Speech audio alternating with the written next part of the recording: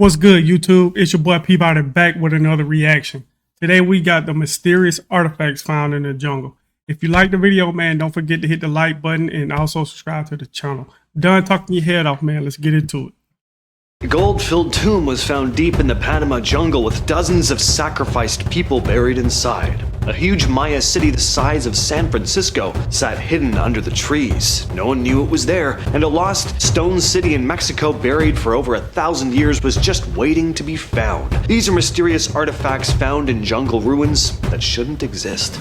Now this is cool. In early 2024, a group of archaeologists were digging in the Panama jungle when they opened a tomb that hadn't been touched in over 1,000 years. And what was inside? A whole bunch of treasure. There were gold belts, gold plates, earrings shaped like crocodiles, bells, bone flutes, and I never thought I'd say this out loud in my life, but there was also a skirt made out of dog teeth. Yeah, dog teeth. As for who was buried there, they're calling him the Lord of the Flutes, but he actually wasn't alone. Archaeologists say up to 31 other people were sacrificed and buried with him. The tomb was completely hidden under the jungle and totally untouched. And the level of gold and craftsmanship here was impressive. One reason. My question is, what made them go to this location and just start digging? Did they have some kind of information, background information on this? Because it's kind of strange to just go to a random location out in the jungle and start digging and come across something like this. You know what I'm saying?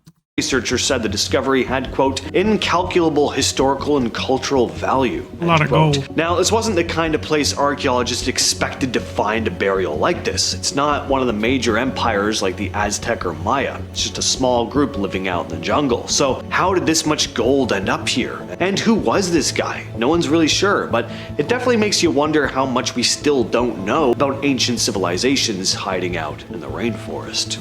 This wasn't even supposed to be a discovery. In 2024, a grad student named Luke Ald Thomas was going through some old LiDAR data, basically laser scans of the jungle done to check on forest health, nothing to do with archaeology in this case. Okay, so they just answered my question. They did the radar scan and they found something that didn't look normal pretty much, and that's why they started digging. But then he noticed something odd. There were strange lines, big rectangles, stuff that didn't look natural at all. And it turns out he just found an entire lost Maya city that no one had any idea existed. They're calling it Valeriana, and it's massive. There are over 6,000 buildings with pyramids, ball courts, plazas, roads, and a water system. And the wildest part is that it was just sitting under the trees the whole time. Experts think as many as 50,000 people lived there, around 750 to 850 CE, and somehow this whole place got completely forgotten. It's like if someone found a major city the size of San Francisco completely covered in forest and just nobody noticed it for over 1,000 years. That's how unexplored this part of the jungle is. In 2023, archaeologist Ivan Sprayitz and his team were deep in the Mexican jungle, just hacking through trees with machetes, and that's when they came across something massive. It was an entire lost Maya city totally swallowed by the forest. They'd set out to see what was up after scanning the forest with LiDAR. They named the place Acamtun, which means stone column in the Yucatec Maya language, and that's because this place is filled with giant stone pillars. They found pyramids, ceremonial plazas, altars, carved staircases, and a ball court, all built high up on natural terraces to keep everything above flood level. According to Sprayitz, when we got there, our suspicions were confirmed. Architecturally, it was truly massive. They think Acamtun was at its peak between 600 and 900, the late classic Maya period. It's probably a pretty important city, but obviously, at some point, it was abandoned and totally forgotten. And it just sat there for over 1,000 years, buried under layers of trees and vines. So back in 2015, scientists exploring the Mesquite jungle in Honduras found something that for a long time had only been a legend. A lost city buried deep in the rainforest, filled with stone sculptures of jaguars, half-human creatures, thrones, all kinds of ceremonial objects. They nicknamed it the City of the Jaguar. This place is interesting because it lines up with old stories about La Ciudad Blanca, or the White City, a legendary place that's been part of folklore for ages. Just nobody had any proof it existed. The whole thing started with a LiDAR scan. They noticed straight lines under the trees, so a team led by archaeologist Christopher Fisher and filmmaker Steve Elkins went to check it out, and they found what Fisher called the most undisturbed site he'd ever been part of. he told National Geographic. This is not like finding a pot in a museum. It's the whole I still want to know how they made all these precise cuts in these rocks. Stuff looks so well fine and down to the T. What did they use to do this stuff with? That's a big question. I still haven't got the answer to that yet. site with context intact, and that's incredibly rare. Another archaeologist, Oscar Neil Cruz from the Honduran Institute of Anthropology, called it one of the greatest archaeological discoveries of the 21st century. Strangely, no one knows exactly who built this place. It's not Maya. It's like an entire culture just rose up, built this city, then disappeared without a trace. Now these are weird. Tiny gold artifacts found in Colombia made by the Cumbaya people over 1,000 years ago. They look suspiciously like airplanes. They've got wings, tail fins, some even have what looks like landing gear, and yes, they're made entirely of gold. Archaeologists say they're probably stylized animals like birds, bats, or insects, but still, some of these things look a little too aerodynamic. That's why people call them the Cumbaya airplanes. They've built models based on these designs, scaled them up, and guess what? A few of them actually flew. Now, to be clear, again, most researchers still say they're just abstract animal figures, but I mean, it's hard not to at least wonder. How did a pre-Columbian jungle culture make gold figurines that just so happen to resemble modern jets, and are aerodynamic enough to actually fly when scaled up in some cases? Either these are some really creative animal carvings, or the Cumbaya knew something that we didn't. In the deep Belizean jungle at a Maya site called Luminai, archaeologists started finding copper tools, stuff like bells, tweezers, fish hooks, which is already strange, considering the Maya weren't big on metalwork, and finding them this far inland was especially weird. Most of the copper wasn't local. Instead, it was traced back to places hundreds of miles away, mainly in western and central Mexico. This proves that the ancient Maya were part of a huge trade network. The copper items were clearly considered rare and valuable, used for rituals and trade, and they totally mess with the old idea that the Maya didn't care about metal until the Spanish showed up. Also, goes to show just how connected these societies were. As one researcher, Geoffrey Braswell, put it, the finds show how, quote, Mesoamerican societies were much more interconnected than we previously believed. It's not just that the tools are interesting, it's how they got there. These were jungle cities with no wheels, no horses, nothing like that, but they still managed to trade for copper from hundreds of miles away.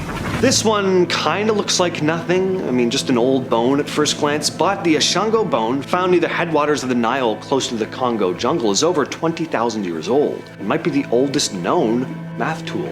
It's a small bone, probably from a baboon, with carved notches grouped into patterns. Scientists noticed some of the marks seem to show multiplication, division, prime numbers. One column shows numbers like 11, 13, 17, and 19, which is not random. Dirk Hoylebroek, a Belgian mathematician who studied it, wrote, "The structure of the markings is clearly purposeful. This is evidence of a prehistoric number sense," end quote. Now, See, man, stuff like that blows my mind, man. I don't know why, but with it being so long ago, they came up with a math system. Like, what did they even get the idea of adding odd and even numbers like that, or separating it? Y'all see what I'm saying? It's like, where do it come from? I don't know, man. It just blows my mind how advanced these people were. not everyone agrees on what the bone was used for. Some think it was a lunar calendar. Others say a tally stick, but either way, it's way more advanced than anyone expected for. It was found in 1960 near the Semliki River in modern-day Democratic Republic of the Congo, and is now housed in a museum in Brussels. Alright, so this one is controversial. The Ica stones are a bunch of smooth black rocks with carvings on them, found near Ica, Peru. Some show normal stuff like animals, but others show people using telescopes, doing surgery, and interacting with dinosaurs. A farmer named Basilio Uchuya claimed he found them in a cave in the 60s. He admitted to faking some of them, but then he said he was forced to say that to avoid prison for selling antiques. So the whole thing's a mess. Most experts say the stones are modern fakes, especially since no one's ever found them in a properly documented dig. The Peruvian government officially labeled them as hoaxes, but for some reason they still keep popping up in museums and conspiracy videos. And you know, hey, I'm one to talk, but I find these things kind of compelling. Are they definitive proof that history was very different than mainstream science would have you believe? No. Are they weird enough to get my attention though? Absolutely. For years, scientists thought the Amazon was mostly just uncharted wilderness, but when deforestation and LiDAR scans started peeling back the trees, they showed hundreds of huge geometric shapes carved into the land. Circles, squares, straight roads, way too precise to be natural. A 2022 study in Science described over 450 of these geoglyphs in the Acre region of Brazil. They're estimated to be up to 2,000 years old. The shapes were made by clearing forest and digging deep ditches. Not easy work without modern equipment. And what makes it even more interesting is that there are no large ruins nearby like pyramids or cities. These things were just out in the middle of nowhere. In 2021, archaeologists digging at Xingshui, an ancient ruin site in southern China, pulled a massive gold mask out of a sacrificial pit. This place has been turning up weird stuff for decades, but this mask got a lot of attention. It's over 3,000 years old, has big staring eyes, huge ears, and a thin little mouth carved into it. It weighs about half a pound. It doesn't match the usual style of Chinese artifacts from that time though. It's not from the Shang dynasty or any of the big name cultures you usually hear about.